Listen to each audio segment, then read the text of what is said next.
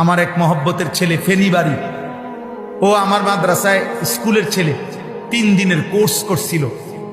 আমরা প্রতি 3 মাস পর পর আমার মাদ্রাসায় স্কুল কলেজ ইউনিভার্সিটির ছেলেদের জন্য অজু, নামাজ, সূরা, কেরাত, দোয়া, কালাম এগুলার কোর্স করি আর শিখাই আমার মাদ্রাসার উস্তাদ এবং বড় ছাত্র দিয়ে। এই মাসেও হয়েছে, আগস্ট মাসেও হয়েছে।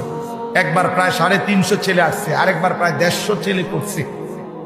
তো এর মধ্যে প্রথমবারে একটা ছেলে আমাদের এখানে অজু নামাজ শিখছে, বাড়িতে অসুস্থ হয়েছে, তার লিভারের সমস্যা হয়েছে।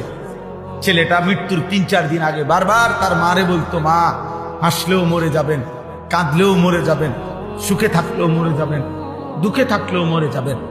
মায় তারে জিগাইছে, তুই এই কথা কই পাইলা? পরে আমার নাম বলছে, হুজুরে এটা বারবার কয়, সুখে থাকলেও মরে যাবা, দুঃখে থাকলেও মরে যাবা, হাসলেও মরে যাবা, কাঁদলেও মরে যাবা। এই 3 দিন পরে ছেলেটা মারা গেছে।